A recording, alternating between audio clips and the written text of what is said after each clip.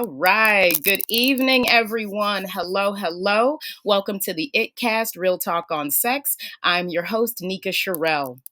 The ItCast is our community outreach podcast that increases diversity in conversations on health and sexuality. Through this work, we're creating a world where all people feel loved, honored, and respected. This episode is brought to you by the House of Sherelle. And we have some upcoming events. This weekend on Sunday, July 16th, I'm doing my signature Releasing Sexual Shame workshop in partnership with Ethology Collective from 4 to 7 p.m. Pacific Standard Time. That's going to be online and it's going to be on Zoom. So please check out the QR code and join us. We would love to have you there. Just a little bit about the workshop. It really is about opening you up and allowing you to free yourself from shame and create a whole new relationship with who you are. So, we also have our weekly events. Always check out the Freedom Support Group. It is all online on Sundays at noon Pacific, and it's also hosted by Ethology Collective and the House of Sherelle. We have our brunch on Sunday at Jolene's SF. This is a cool little partnership we have. Go check it out. It's bacon, burlesque, and all the other amazing things. And I know that they would love to have your support as creators. If you want to get one-on-one coaching with me, please visit the link tree. It's going to pop up here to book a free connection session. I would love to know how I can serve and support you. Ask us anything. We want to hear from you. We want your questions. We want your information. Please send it in so that we can really make a difference for who you are out there and serve you with this show. All right. So, click on the link in the comments, get access to our bonus content on Patreon at patreon.com/Nika Sherelle. There you go. And subscribe to this YouTube channel and share with your community. We are going to go ahead and dive in.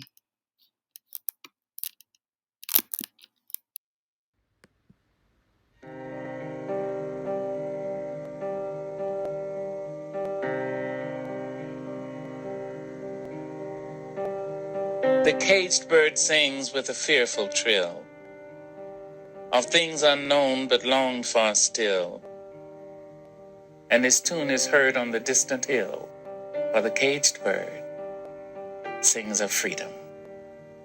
The free bird thinks of another breeze, and the trade winds soft through the sighing trees, and the fat worms waiting on a dawn-bright lawn, and he names the sky his own. But a bird that stalks down his narrow cage can seldom see through his bars of rage. His feet are tied, his wings are clipped, so he opens his throat to sing.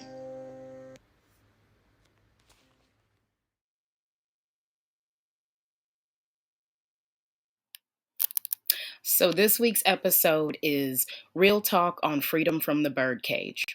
Today in the booth, we have Lanoagh. Lanoagh is a 21-year-old advocate who has experienced a remarkable personal journey. They have emerged as a voice for change. Their story serves as an inspiration, empowering individuals to confront the intersections of disability and domestic violence with courage and determination. I am proud to present my Neo, very much loved, Lanoagh. Thank you for being on the show. I'm excited about it. So first, tell us a little about yourself and why you're choosing to do this episode. Well, one, I am recovering from an accident, and being a person that has recovered through so much already, it's let me realize that, when people go through accidents, you realize that the stigma that you see other people that have went through things, you're like, oh, wow, that happened. But when it's actually happening to you, oh, wow, it happened. I can't really explain it all that well to you. It's more like you have to go through it for yourself to understand it. Yeah.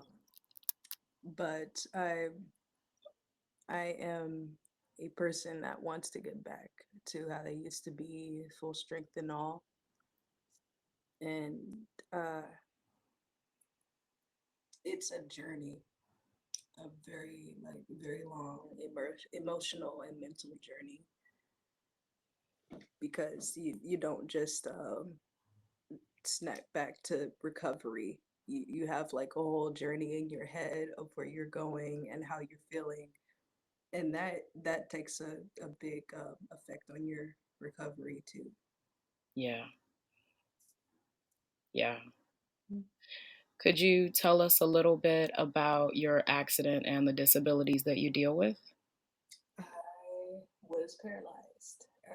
I was looking for a job, and I got vaccinated because it was mandated at the time. And shortly after my accident, I was paralyzed by the Pfizer vaccine specifically. Um, I was an athlete before I got vaccinated, and It's a little hard to hear you if you don't mind speaking up. Sorry. I said, can you hear me now? Yeah, it's better. I said I was an athlete before my accident, and before that, like I was skateboarding almost every day. Um, did a lot of exercises. I was an active person, and specifically the vaccine that was mandated that I had to take because I wanted a job. It was Pfizer, the COVID vaccine. It wasn't a booster, but it was just the shot that you would go in and get. Shortly after, I lost motor functions and like aware. Yeah. Awareness. Um, and the results of that, I lost the mobility of my body, and like I'm slowly recovering from that. But I had lost everything at one point.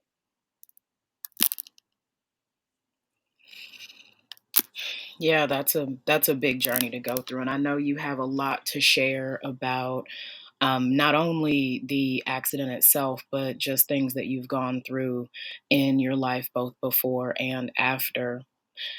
Let's talk a little bit about who you are so that people understand what you experienced in your life. Okay. What would you like to know? Well, you mentioned different types of abuse that you've dealt with, and I know that you come from a place where you're considered different. And I want for people to hear like what are some of the things that you dealt with? Okay.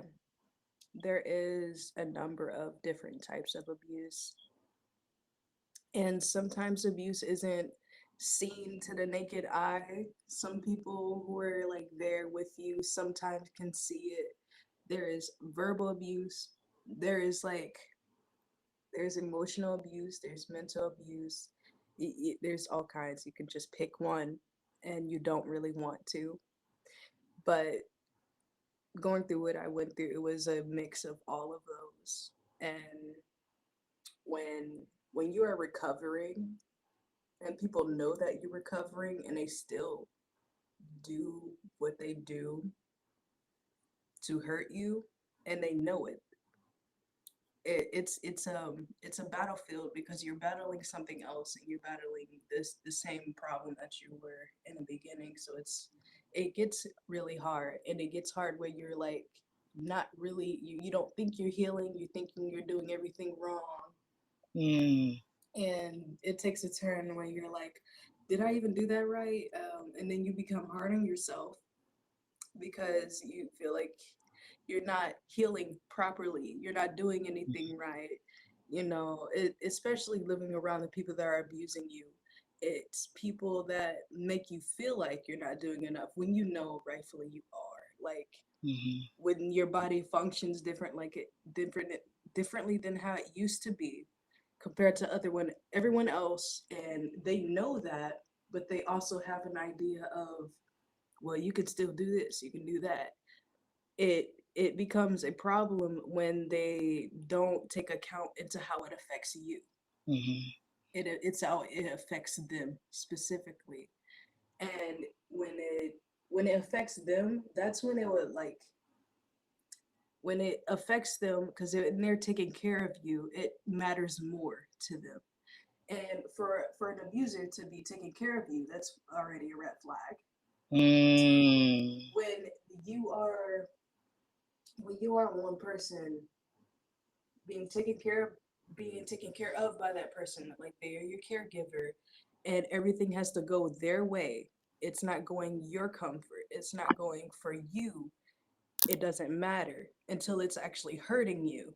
And if they can see it, that's the only thing. Like it can be abuse that is not seen, and sometimes they don't see what they're doing to you. Yeah. And they sometimes don't care. So, it's you take it or leave it kind of thing. Yeah, I get that. There's the elements of both mental and emotional abuse, which is deeply psychological and even harder to see on the surface. You mentioned, and I'm just going to use the word ableism, the conversation of people like, oh, well, you can do this, or, why aren't you further along in your healing journey? And it's one of those things where it's so easy to not think about. As an able-bodied person, I know that I have I've certainly had my moments and did not realize the impact that that was having on the person that I was caring for. So, I'm really glad that we're having this conversation because people don't necessarily know what it looks like. Even if they're seeing it on the surface, it's very easy to disregard. Um, that's another thing. The people that have the sometimes they're able to just see it straight away. They are afraid to do something about it, or they don't want to get in everyone's business. And even if you did ask for help, oh, how do I know this and such has happened? It can be stuff like that. But when you're coming in confidence to a person and you're telling them this shit's happening to you, my bad, excuse my French. When you're expressing these things are happening to you, people want proof. People want a whole just they want an essay. They want to look it up and make sure that you're correct. When Mm. you are explaining what happened to you and you want someone to help you, you won't be asking for help if nothing happened. It'll be kind of like crying wolf when you ask for help and nothing is happening. Yeah. And Yeah. sometimes your abusers make it seem like you are crying wolf. Yeah. That actually brings up the conversation around gaslighting, which I think is a really, really big one. We shouldn't be putting the conversation of validating the story on the victim. It's like, this is what's happening. And what usually ends up happening is that the person who's been victimized is talked out of being a victim. It's like, oh well, get over it, or didn't happen, or and just kind of sweeping it under the rug. um, let's talk a little bit about abuse tactics, because just like it's not seen on the surface in a lot of ways, I think there are a lot of ways to inflict abuse. Oh, very, very many. Um, Being a person that was recovering, let's say specifically when I was in a wheelchair, I felt more like a burden, and not because of things that I had to, like I was going through, but the way the attitude of other people were. That they don't feel like taking care of you right then. They don't feel like taking you outside. They don't feel like doing these things for you, getting this down for you, Mhm. helping you with these things because they don't feel like it. Um, it's an understanding. Yeah, I'm borrowing your body a bit, and you're assisting me because I can't use these parts of my body, but you can. I can understand that. But the frustration of it every day, where you make it seem like I did something wrong or it's too much to do, and Mm, then you say, "Oh, it's not a problem. It's not a problem," but you're continuously showing that it's a problem, and I can read the room. That that affects you to where you don't want to ask for help. You start to not ask for help. You even start to isolate. Self isolation specifically, and that's dangerous when you are not able to get around on your own. When you can't get around on your own, it's bad to self isolate, especially when people around you are only really caring about you if it's going to harm you. See, they wouldn't, like, if you are feeling a certain way, they're gonna be like, "Oh, well, are you okay?" That's it. They're not really gonna dig deep into, "Oh, I'm sorry that this is," they're gonna say all these, "I'm sorry this is happening to you," mm, but they're not really going to express to you or let you express to them how you feel.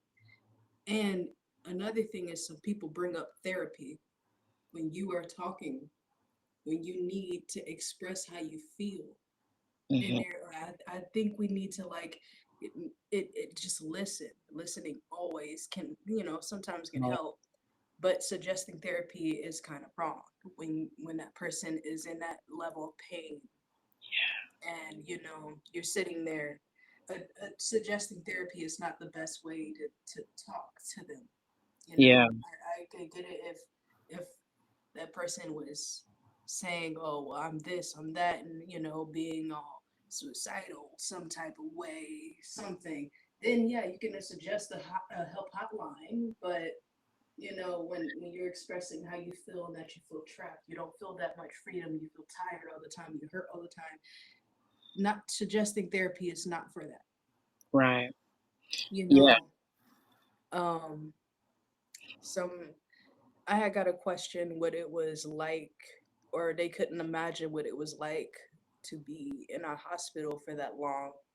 And I was saying, well, it's the difference of you were already laying there and you wake up there and you're confused, so you just go with it, and then you're there. That the toll it takes on your brain is the repeated everyday routines when Mhm. people are moving you around because you can't move yourself around. People are cleaning you for you. People, like, there's this TV, the same things that play on the TV. You can't eat, and you look at commercials with food all the time. That was the mental that was the mental thing you had to, like, really fight through. Mhm. Yeah. Yeah. The mental and emotional aspect of not having autonomy of your body and then also feeling like a burden on other people, such that you feel then bad about making those requests. I get that. And I'm also hearing that that leads to the sorry, isolation of depression and what it starts to look like when you can't rely on people. You mentioned a feeling of being trapped in your own body. Um, can you share just a little bit more about what that was like? Like, being trapped in your body is like being a bird in a cage and you're looking at the rest of the world and you can't fly into it. Like, you have these wings and these bars are like boundless, but they're invisible and no one else can see them, but you can't go past them.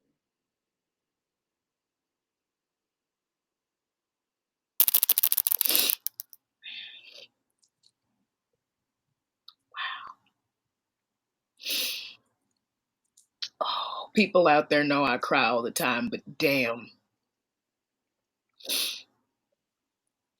people can't see them and you can't look past them, Can't move past them. can't move past them. Oh, wow. I mean, that just brings tears to my eyes because unless you know what it feels to feel like that, I don't really think that.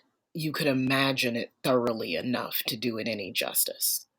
Like, See, it in high school, I want to say 17 was the earliest age I ever thought about what it was like to be paralyzed.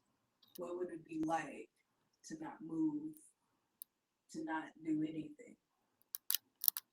And that question has actually been answered. I no, but it's I realized that going through that has made me realize there's so much that we take for granted every day.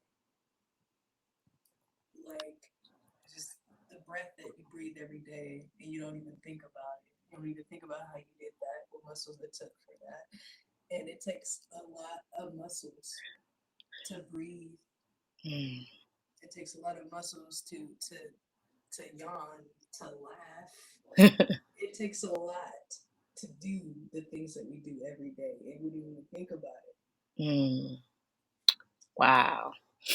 Yeah, okay. Gratitude, y'all, gratitude. That's all I can say about that. If you have never just stopped to be grateful for all of the things that were just mentioned, just take a minute to do it and continue doing it. Our emotions are a gift to our physicality. That's big. Ableist privilege popped in the chat. Um, and uh, there's a comment about um, learning to free your internal strength. And I think that's really huge because being able to talk about these things is really important to being able to heal these things. Um, you mentioned the time before you were paralyzed. And I know earlier we talked a lot about spiritual abuse. We talked about like outside of the family unit and outside or prior to the paralysis, just some things that you were up against. Okay, getting into that. So before my accident, and prior before I like just left, before I just left out of town to like get my life started, to just start in a new, fresh slate, be happy, all of that. I was going through a lot of physical abuse at home. Like there wasn't just the mental, the verbal, the emotional. There was physical abuse that I dealt with, and the threat that if I defended myself, if I was an advocate for myself, or if I just stood up for myself, or just laid a simple boundary, I was in the threat. I was in the danger of getting hurt by someone in the family because of self. And it really messed up with my head, and with things of having a boundary of outside the family, and with your family being able to like step all over you because you're not going to do anything back to them. It affects you mentally, where you're afraid to set boundaries, period. Mhm. And when people are like, well, you didn't say this, you didn't say no, it really, you did, you probably did say no with your body language, probably did with your eyes, but you still said yes anyway because you're afraid to get hurt. Yeah. Yeah. It can be like that. And with a family that doesn't respect your boundaries, and they go past them anyway, they're not going to see how that affects you, or they're not really going to care.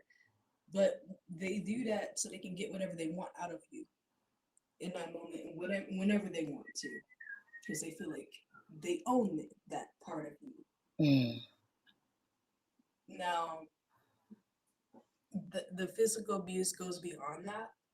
The physical abuse went far as you. don't scream. Don't be loud. Don't be telling people about this stuff like that. I'm like, you have a reason to tell me these things because you don't want other people to know. Hmm. And I was just like, I always wondered why it was always that way when there was a reason why, because it was wrong. It was wrong. And when you go out of your way to explain what has happened to you, or even just a rant, and you feel a certain way, your abuser would most likely get in your room and say, "You went out and told everybody about me when you want me to lie?" No. Um, I did that one day when I explained specific everything word for word, things that happened to me, and the things that were said to me, and things I said back. And my mother came in my room, stormed in, and she broke my cane and said, "You told everybody this and that." And I'm like, "It happened. It happened." So if you have a problem with me expressing how I feel, oh well, that's on you. That's you problem Yeah. because that's how I feel, and that's what happened, and I feel that way because that's what happened. I'm not gonna feel any type of way because you feel angry that I feel this way because you treat me that way. That doesn't make sense. It wouldn't make sense because I'm a human being. Being a human being, you were supposed to react to things that you don't like and you like. Period. Like we react to things. We Hmm. have emotions. Being able to utilize those emotions, though, like healthy in a healthy way, uh, you know that that affects your judgment and how you affect your no how you control your emotions later on, that affects all of that. So like if you have a short tempered friend and they blow up when they can't really like talk, or yeah, there's some things that are buried there Hmm. from probably abuse. Yeah. Physical abuse really does do something to you. Like you get older and you're afraid to speak up for yourself. You're afraid to do a lot for yourself. Yeah. And it's scary because there's a point where you have to speak up for yourself and you don't do it, and then you end up getting hurt. Yeah. Wow. It's like you get hurt regardless. The threats and the the fact that like there's not a wall, there's not a barrier, there's not protection on a mental or physical level from the threats that are being made. And I know 100% that that can be very, very scary. Um, we have a comment that says some people experiencing abuse would think the abuse was behavior was normal and justified. How were you able to recognize and break through that? Ah, yeah, you do grow up not really realizing how wrong it is Mhm. until you meet someone healthy, or someone is they don't display those toxic behaviors towards you, and it becomes so foreign that you're like, well, where's the violence at? There's a point where you even probably will ask, "Oh, I thought you'd be mad at me," or "I thought this would have been wrong." It's always a thought. Well, I thought this would be versus what it actually would be, could be, should be. You know, and you're not familiar with that because you weren't introduced to that. I can completely relate having grown up in a place where there was a lot of very normalized violence and um, definitely emotional and verbal abuse as well. And it was just commonplace. It was commonplace. Like you wouldn't think that that would actually be a problem. Children getting into fights and things like that. I remember When I was a kid, it's really about perspective and what you choose to see. I think that there's a lot that goes into it. And being able to step out and like get the awareness and the discovery and the freedom is so powerful. Can you actually can you share a little bit about the freedom and like where you are now? Okay, where I'm at right now, I can freely be myself. Like when I get excited, if I like to like if I make an expression where I'm like really happy, I can actually like dance. I can do a dance. I can jump. I can do whatever I want without someone saying, "Hey, stop doing that. That's stupid. Stop doing that. You're doing too much." You know, I can actually be free in expression. I can be free in what I wear, what I like to do. I can do things that I like to do that are not too different for people that whatever intimidates them, I don't care. It whether it intimidates them or not, it can be things that everyday things that people do, and people are bothered by it. From where I came from, skateboarding bothered people. Drawing was a thing where, oh, that's so cool, but like if you draw better than someone that's popular, oh, they fucking hate you, stuff like Mhm. that. It hobbies that I like to do that would take outside grounding. People look at you funny if you were doing a little spirit dance outside, if you wanted to do that.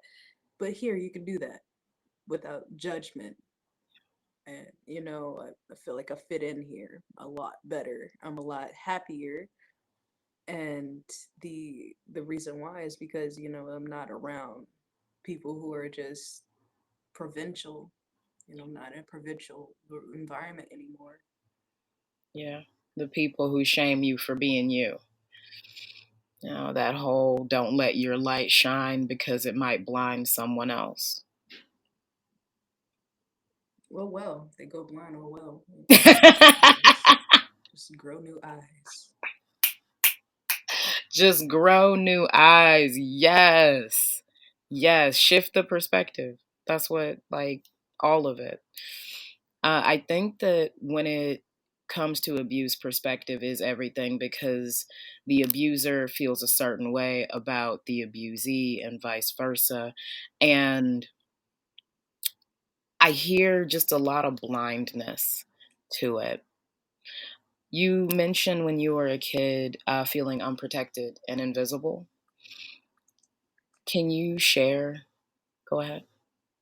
Usually, growing up as a kid, I was always spoken for. I didn't really like speak for myself all the time, and I didn't really know how to until like the time came, and I was unfamiliar with it because I was always spoken for. And with that, you don't really feel seen or heard because someone else has to speak for you. You don't really grab the attention to yourself to be heard because you don't know how to.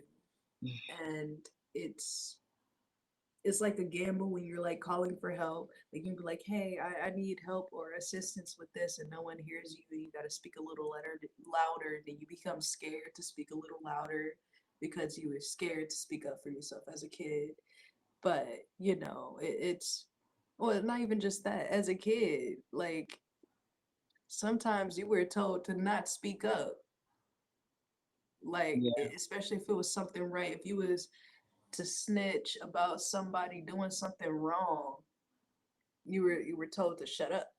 Shut your mouth. You don't know what you're talking about. You Hmm. know, because you're a kid. Right. Not on. Oh, sorry.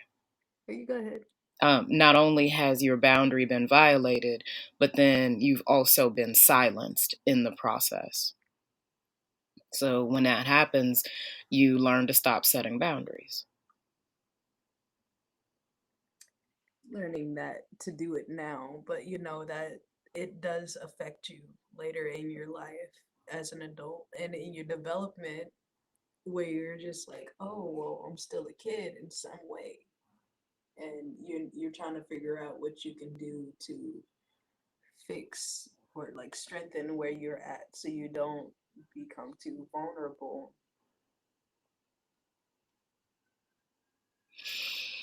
Yeah. Yeah. Vulnerability can be scary. And there's just so many words for it.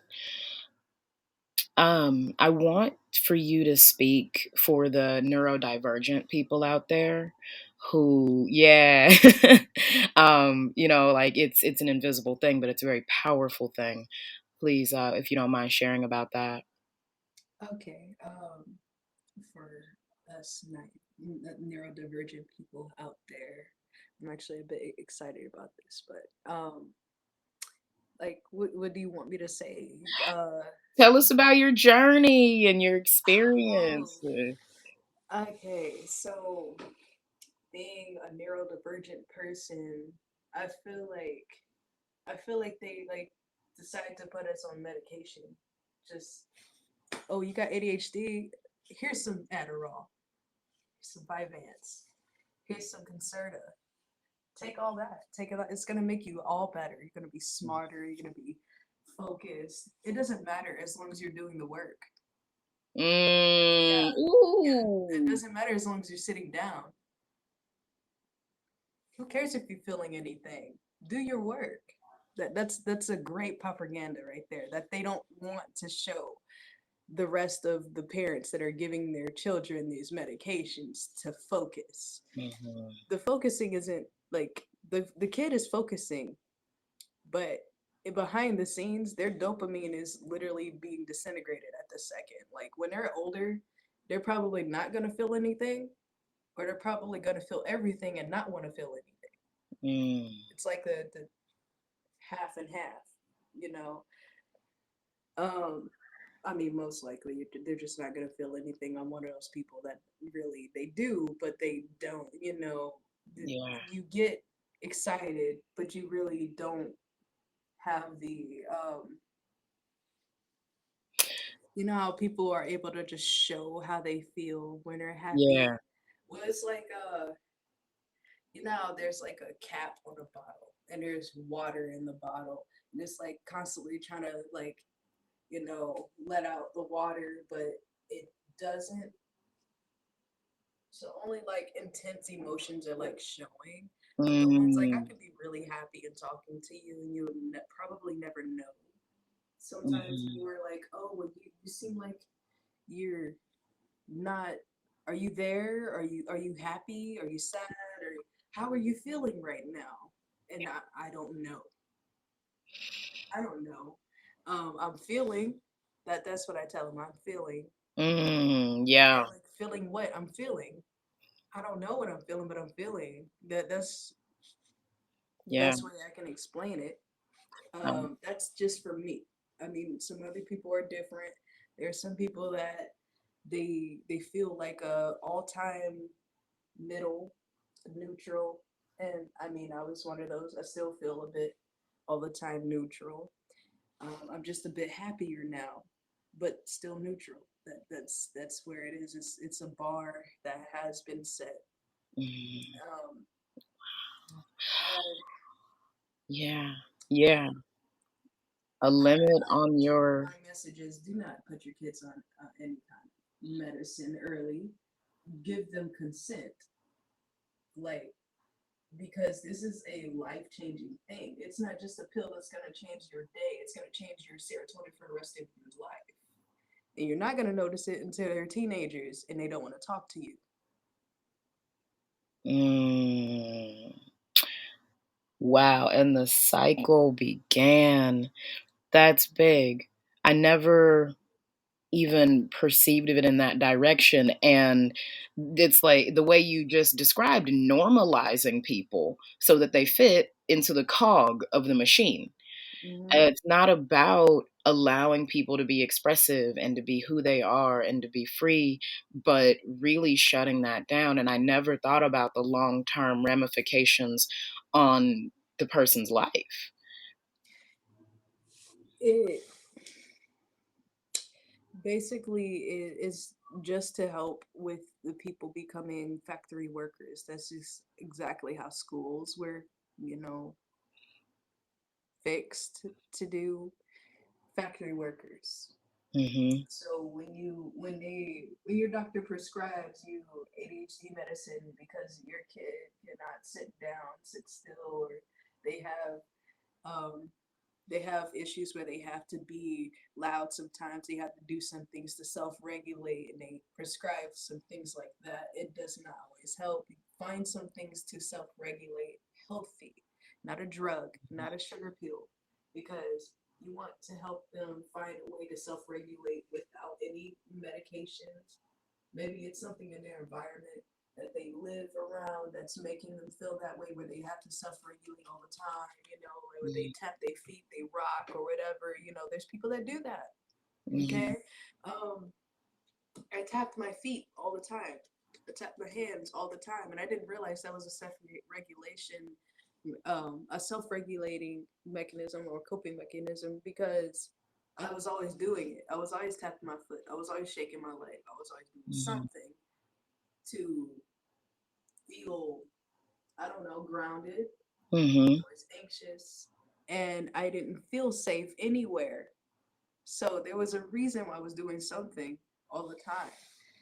But the medicines aren't really medicines. They make you into a machine. That's it. The ADHD medicine specifically just makes you into a machine. Yeah. Yeah, I think it's important for everyone out there to just take a moment and think about listening to your kids. When a child is displaying nervous tics and fidgeting, there is likely something going on underneath, and to stop it and change it does not actually serve the person who needs the help and the healing. So, what I'm hearing is that instead of looking at what you were going through and examining your pain, there was really more of a focus on getting your pain to be silent.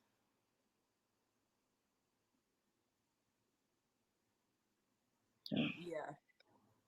And it wasn't just through there. It was other ways people would try to silence me when I was in pain. There's been times I was a person that's caused me pain in the moment, and they didn't want me to scream. They didn't want me to express that I was really, really upset or really hurt about something, and it didn't matter. It was swept under the rug as soon as possible, and I was in trouble. I was set in timeout or whatever. And people don't even call it timeout where I'm from. I was just sat in a room until my mom woke up and felt better.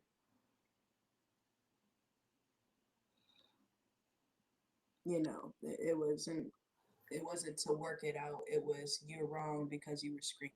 You were making too much noise. That's big stuff. That's big stuff.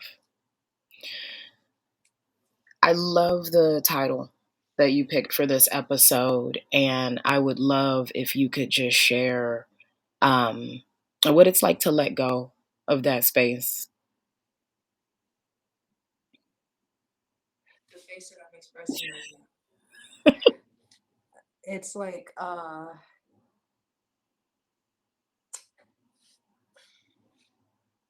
okay, you're holding a basket full of like troubled truffles, okay? You're like, but I gotta take these somewhere, but I don't know where. I'm just holding them, right? You don't want to damage them. They're like damaged goods at the same time already, but they're as damaged as they can be, but you're not trying to damage them any worse. Just okay. You're carrying them, then all of a sudden, a moment in your life where you're like, oh no, they're gone. They're on the ground. They're broken. Wait, I don't have to carry them no more. I don't even know where I was taking them to anyway. Mm, Oh, okay, awesome. I don't have to carry them no more. And you're just going about your life. And well, where I'm at right now is that the truffles are talking back to me, like, pick me back up. No.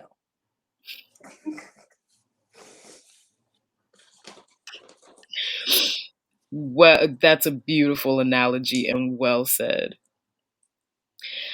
You also mentioned the word kindness, and that can you talk about your experiences now with that. I meet more people that are understanding and different behaviors, like being neurodivergent and having autism.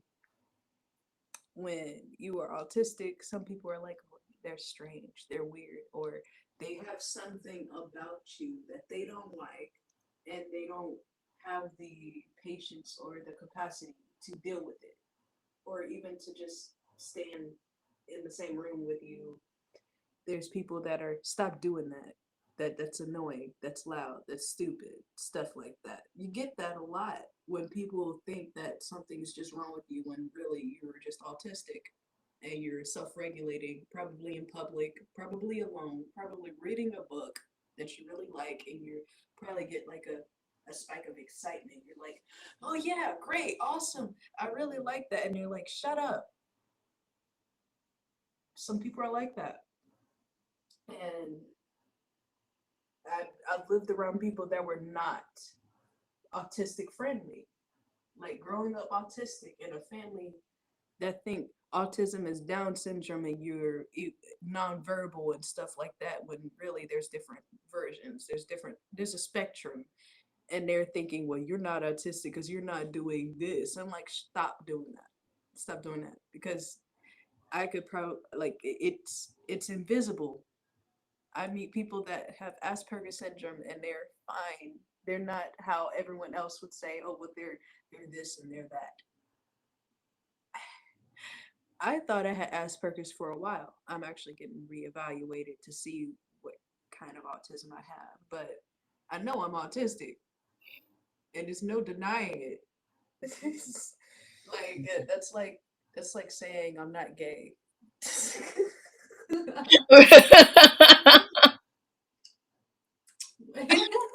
Deny it all you want. That is so. Oh man, when I said when I actually came out, they Mhm. were like, "We saw you in the closet." That It's part. obvious. Yep. You just have to say it. Yourself. No one else can say it for you. Yeah. Yeah. It's about admitting to yourself what's actually happening with you. Um, wow. Okay. This is so powerful, and you made me cry at least once. Can you share anything with our listeners, the like resources, information? If you want to be in community and contact with anybody. What would I like to say? Yeah, do you have anything you want to say to people who are listening? No, Okay. but thank you. I so much appreciate you being on as a community guest. Your voice is powerful and necessary. I believe that more people, I would love it if more people are ready and willing to speak up just about their experiences, because it's not just about, like experts coming on and telling you what to do. It's also about healing and getting to create this conversation so that other people can heal. Yeah. But Thank you. yeah, thank you. All right. I'm going to go ahead and close us out. I appreciate you so much. And I want to say thank you, everybody who is out there watching and listening today. This is the ItCast Real Talk on Sex, our community outreach podcast that increases diversity in conversations on health and sexuality. And through this work, we are creating a world where all people feel loved, honored, and respected. Next week, we have our episode Real Talk on Making Accessibility Sexy. So we're going to keep on supporting the diverse community and really making powerful resources for disabled people to enjoy who they are and their sexuality. On Sunday, I'm leading my Releasing Sexual Shame workshop with Ethology Collective. That is 4 to 7 p.m. online and in person. Go sign up, space is limited, and we really want to have you there.